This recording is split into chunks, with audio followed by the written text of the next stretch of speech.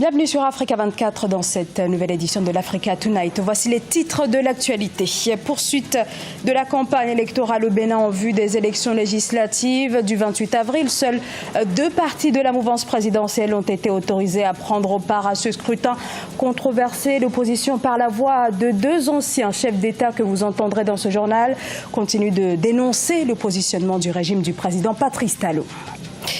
Après le regain de violence au Mali, le Premier ministre poussé à la démission, Soumeilou Boubèye Maïga et l'ensemble de son gouvernement ont démissionné jeudi, quelques heures avant l'examen d'une motion de censure à l'Assemblée nationale.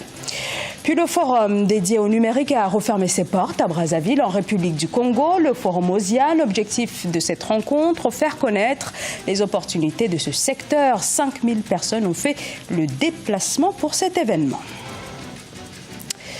Le 28 avril, les Béninois éliront leurs députés, mais à l'approche du scrutin, la tension politique est palpable, car pour la première fois depuis 30 ans, l'opposition ne participera pas à ces élections prévues le 28 avril. Seuls deux partis de la mouvance présidentielle sont dans la course pour ce scrutin controversé. L'opposition a été exclue ce vendredi. La colère et l'indignation des deux ex-présidents Nicéphore Soglo et Thomas Boniyayi, pour qui il est inadmissible d'aller à ces élections sans l'opposition. Ils avaient prévu de faire une déclaration ce vendredi. Eh bien, les forces de l'ordre sont intervenues en faisant usage de gaz lacrymogène. On écoute la réaction des deux anciens chefs d'État.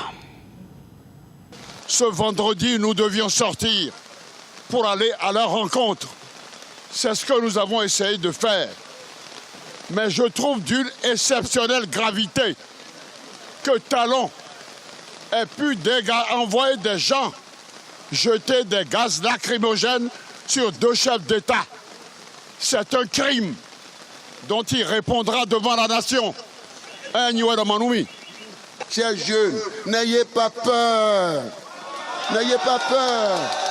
Ne cédez pas à l'intimidation. Le combat continue. Il faut que nous puissions rétablir l'équilibre, la justice.